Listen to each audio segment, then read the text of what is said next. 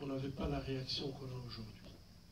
On peut déjà être très content que cette question soit inscrite à l'agenda de la communauté internationale. Elle est inscrite, mais aujourd'hui nous attendons des actions concrètes. Je crois qu'une des actions concrètes, d'ailleurs je voulais d'abord vous remercier d'être nombreux présents ce soir. Votre présence ici traduit tout simplement la volonté de rompre avec l'indifférence. Votre présence ce soir traduit la volonté de joindre vos forces aux forces des femmes congolaises, que je trouve extraordinaires. Parce que quand je vois comment elles sont maltraitées, quand je les opère, parfois je me dis comment cette personne pourra se remettre. Mais quelques mois après, quand je trouve que ces femmes sont capables de se battre pour, pas seulement pour leurs droits, mais pour le droit de leurs enfants, que ces femmes sont capables de devenir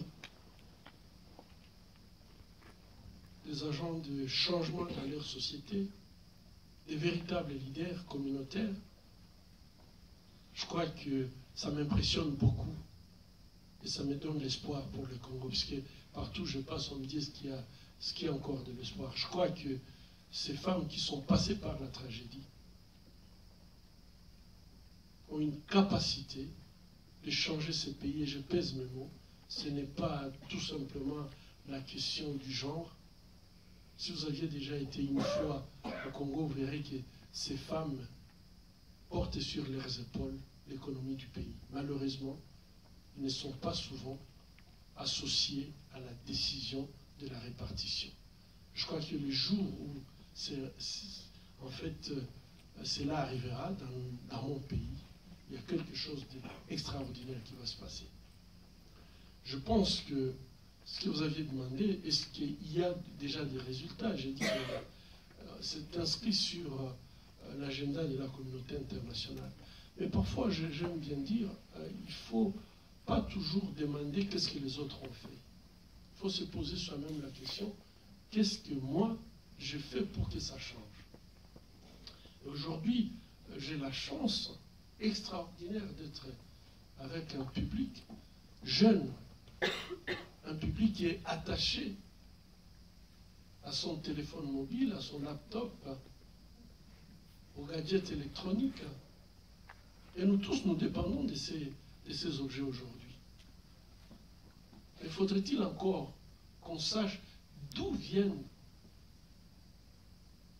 les composants de ces objets? Et là, je pense qu'il faut, comme consommateur, vous pouvez faire la grande différence. Parce qu'aujourd'hui, peut-être c'est très très difficile de bouger les multinationales. Ils sont forts. Ils nous dirigent. Mais vous, si vous décidez, puisque au moins, ils dépendent de vous. Si les consommateurs aujourd'hui, chacun de vous ici, vous décidez que moi, avant la fin de l'année, j'aurai déjà sensibilisé autour de moi, dans ma famille, dans mon quartier,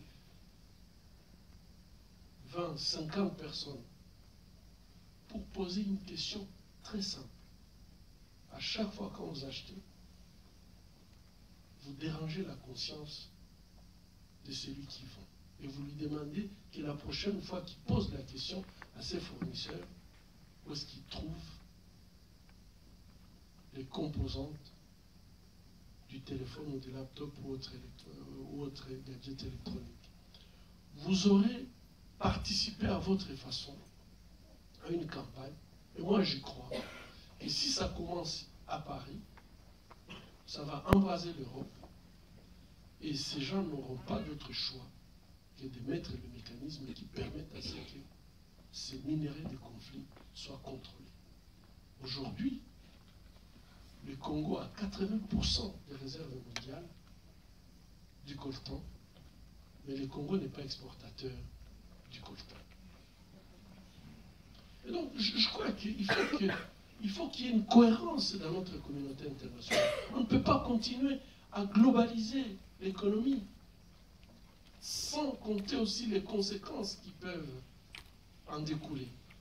Il est très important qu'aujourd'hui, on puisse aussi songer à l'universalisme des droits de l'homme. Dans ces milieux où le coltan vient, la population n'a pas $1 par jour pour vivre. Et je pense que nous avons une responsabilité. Nous partageons la même humanité.